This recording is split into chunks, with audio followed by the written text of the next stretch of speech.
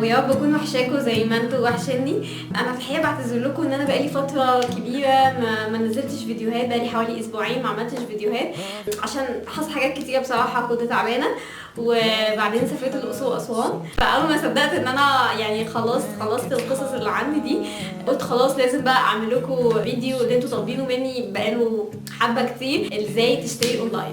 فيلا بينا، عايزه اعلمك ازاي تشتري اونلاين الميك اب والهدوم وكل حاجه نفسك فيها. يلا بينا. بصوا بقى، انا هحكي لكم تجربتي في الشراء اونلاين. انا زمان لما كنت بشوف يعني صحاب ليا مثلا يبقوا شاريين حاجات وكده، اقول لها واو دي حلوه، انت شاريها منين وكده، تقول لي لا انا شاريها من بره يعني وكده. فانا كنت قاعده اقول يعني انت اكيد فور شور يعني عندك بقى قرايب او صاحبتك جايه من بره فجايبينهم لك وكده. عمر ما حد قال لي لا ان في ينفع اشتري اونلاين من جوه مصر. لغايه في فتره يعني من حوالي مثلا سنه تقريبا او كده، ابتديت اهتم بقى بالميك اب والحاجات دي، وابتديت اهتم بالشراء اونلاين. فقعدت اسيرش وادور واجرب وكده، وفي مره ادفع فلوس غاليه وفي مره تانية ادفع فلوس رخيصه، لغايه لما وصلت لخلاصه التجربه بتاعتي.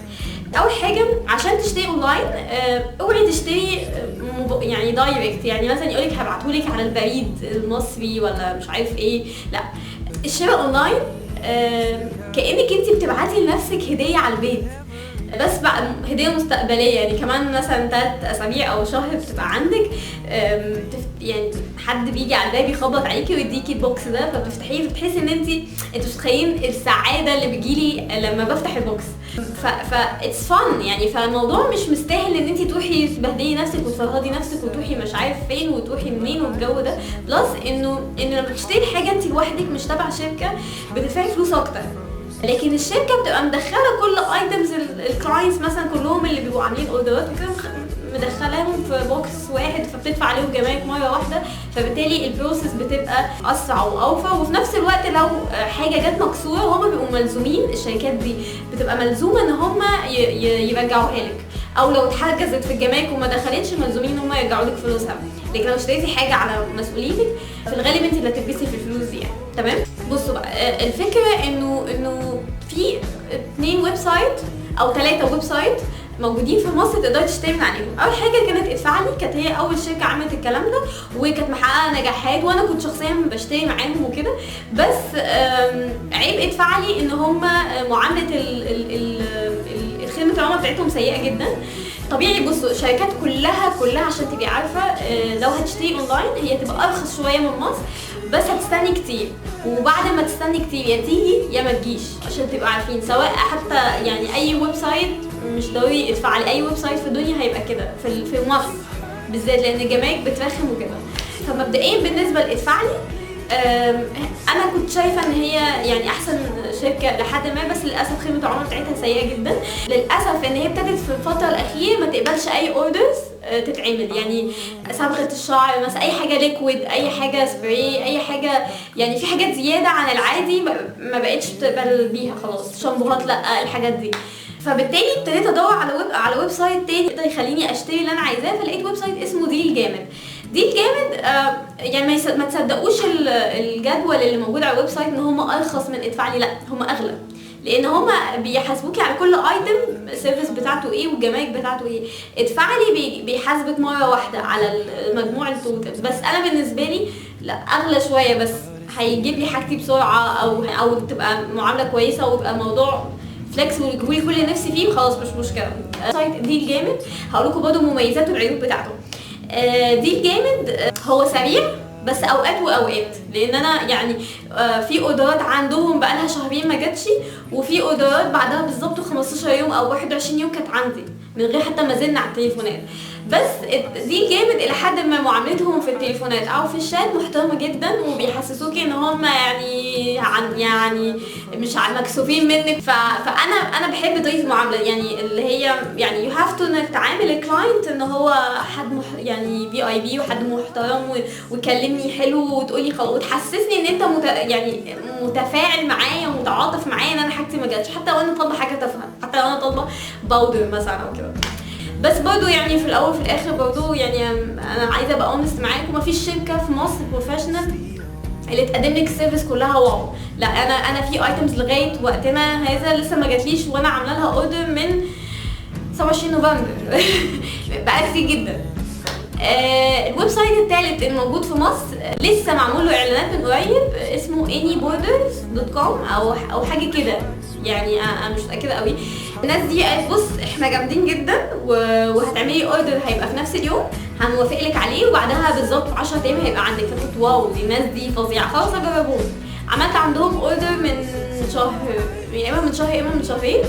اقسم بالله لغايه دلوقتي ما توافقش على الاوردر لغايه دلوقتي اصلا. فانا قلت الحمد لله، يعني الحمد لله انه ما توافقش، على احسن ما يتوافق وادفع فلوس وبعدين خلاص بقى، فاهم؟ فانا ما اعرفش هل هم عشان لسه ويب سايت جديد فلسه الدنيا مش مظبوطه عندهم ولا ايه الدنيا، مش عارفه. بس دي خلاصه تجربتي في 3 ويب سايتس. نخش في المفيد على طول. ازاي تشتري حاجه اونلاين وازاي تحسبي تكلفتها وازاي الويب سايت، يعني تختاري انهي ويب سايت احسن تتعاملي معاه. اول حاجه حوار الاشتراك. هتلاقي في كل ويب سايت من دول في اشتراك، انك تدفعي فلوس كل شهر في مقابل انك ما تتحاسبيش على الجمارك او كده. فكوكو خالص، اوعوا تشتركوا. اسمعوا مني، سواء لا ادفع لي، انا اشتركت مره في ادفع لي ندمت ندم عمري اوكي. فده بالنسبه لادفع لي. فمبدئيا انا هقول لكم طريقه الشراء ايه وتتحاسبوا ازاي وامتى تشتروا، تقرروا انك تشتروا من الويب سايت ده وده لا. اوكي، اول حاجه الويب سايت هتشتري مثلا من امازون، هتلاقي سعر البرودكت اللي انت عايزاه، تمام؟ هتبصي فيه جنبها اللي هو تكلفه الشيبنج اللي هو الدليفري، في الغالب بتبقى $5 تقريبا حاجه كده. في ويب سايتس بتشترط، هتلاقي في ايتمز في امازون مثلا يقولك لا لازم تبقي واصله 35 اوردر كله مجموع $35. الويب سايتس بتاعت الميك اب، سيفورا ويب سايت، اي ويب سايت ميك اب، هتلاقي ان يقولك مثلا مينيمم اوردرز $50. انت ليكي الحق يا اما تشتري ايتم واحد بس تدفعي دليفري $5 أو $7 زياده، يا اما بتجمعي 50 مثلا $50 مثلا من الويب سايت، هو بيبقى كاتب لك الليميت بتاعه اللي مش هيحاسبك بقى على الدليفري.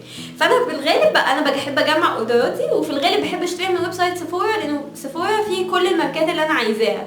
فبدل ما اشتري من ويب سايت كل ماركه وادفع فلوس دليفري، لا انا اشتري مره واحده من سيفورا مثلا. وفي ويب سايتس كتير قوي برضه. ده رقم 1. رقم 2، غير الدليفري فيز بتتحاسبي على تكلفه الكاستمز، الجمارك. اخر مره انا كنت بدفع جمارك بتبقى نسبه 40% من قيمه الحاجه. كتير جدا يعني، لا الشحن كتير جدا، بس للاسف انت عايزه تشتري you have to pay. الجمارك 40%. اوكي، انا ما اعرفش بعد الزياده الجديده زادت قد ايه بعد كده، بس متهيالي ما زادتش، يعني متهيالي برضه بنتحسب زي ما احنا 40%، او لو زادت هتبقى 45% حاجه كده يعني. من قيمه 40% من قيمه البرودكت، بس بلس الشحن الداخلي. يعني مثلا لو انت اشتريتي حاجه ب$10، تمام، مكتوب جنبها ان مصاريف توصيلها 15، فبالتالي هيحاسبك 40% من $15، مش 40% من $10، تمام. بعدين بعد كده بتضاف تكلفه الشحن الدولي. اوعي تشتري ايتم واحد من بره مصر، لازم تشتري كتير، لازم تشتري كذا حاجه عشان يتحسب كله على بعضه. ادفع لي بيحاسبك كله على بعضه. فالنص كيلو $7.50 تقريبا. ويب سايت دي الجامد لا عادي بيحاسبك كل ايتم لوحده الشحن الدولي، بس هو طبعا بيحط ارقام جزافيه $2 $3. فبالتالي مثلا لو ال5 ايتمز ادفع لي هتدفعي عليهم 7.5، لا ممكن تدفعي عليهم $15 مثلا في دي جامد. بس اتس فاين. انا بالنسبه لي بجوع مع دي جامد يعني، لان هو انا مشكلتي ان انا عايزه ويب سايت يجيب لي كل الحاجات اللي انا عايزاها، فهو دي الجامد بيجيب لي ده. بس ادفعي احيانا بجيب مع عنده حاجات برضه، ماشي. ده بالنسبه للشحن الدولي. يبقى سعر الحاجه بيتحدد سعرها على الويب سايت، تكلفه الشحن بتاعها جوه امريكا لغايه لما يوصلك في مكتبهم في امريكا. ثالث حاجه الكاستمز، الجمارك بتبقى 40% على الميك اب. رابع حاجه تكلفه الويب سايت نفسه لازم ياخد فيز، فبالتالي ادفع لي بياخد فيز فيكسد $5، وبعد كده بياخد نسبه لو زاد عن اماونت معين، بس مش فاكره تفاصيله ايه. دي الجامد لا بيقولك كل ايتم مصاريف بتاعته $2 $1 بيحاسبك على كل ايتم. ده بالنسبه لدي الجامد. بعدين بعد كده بقى في تكلفه الدليفري اللي بتبقى 20 جنيه لغايه بيتك، فدي اتس فاين. طبعا زي ما انتم شايفين كل ايتم عشان تجيبوه هتدفعوا فلوس كتير. طيب نعمل ايه؟ اشتركي في ويب سايت دي الجامد، ويب سايت ادفعلي، يعني مش تشتركي انك تدفعي فلوس الاشتراك، لا اقصد يعني تشتركي في صفحه الفيسبوك بتاعتهم، تابعي كل يوم بينزلوا كوبونات. كوبون مثلا مفيش جمارك، مش هنحاسبك على جمارك النهارده، كوبون مثلا مش هنحاسبك على الشحن الدولي. الكوبونات دي احسن كوبون ليك انت شايفاه، سواء في ادفعلي او في ديل جامد، جو اهيد واعملي بيه. ما اوعي تشتري في اوقات عاديه من غير كوبونات، هتدفعي دم قلبك بجد. خلاص الموضوع، لو انت ليكي صاحبه بره مصر طبعا فوقك من الكلام ده كله، خليها تجيبلك. لو انت قررتي انك عايزه تشتري اونلاين مالكيش صحاب، لازم تبقي عارفه انه الحاجه دي ممكن تتاخر شهر او شهرين، انت وحظك، وممكن بعد ما تستني كل ده تتكنسل، ده عادي جدا. فانت لازم تقرري هل الحاجه دي انت مستعجله عليها فتجيبيها من محل جوه مصر، وفي محلات كتير بتاعت ميك اب في مصر بتاعت الميك اب اللي هو من USA، يا اما تاخدي القرار ان انت عايزه تشتري اونلاين وهتستني الفتره دي، بس في الاخر هتاخدي حاجه ارخص شويه من اللي بتتباع في مصر بس بعدها بفتره. تمام تاني، بس هو ده الشراء اونلاين. ويا رب يكون الفيديو ده يعني ساعدكم، راجعوا بقى الفيديوهات بتاعتي اللي فاتت عن البرودكتس كنت بستخدمها، وكنت بقول لكم انا شاريه اونلاين وكده، هتلاقوا في كومنت تحت كل فيديو من دول باللينكات الحاجات دي اللي انا شاريها اونلاين، عشان لما تيجي تشتري اونلاين تشتري الحاجات اللي انا قلت لك عليها. ميرسي جدا، ويا رب ما كنتش طولت عليكم. ولو انتي اول مره تشوفي الفيديو ده بليز اعملي لايك للصفحه وتابعي الفيديوهات. ميرسي جدا.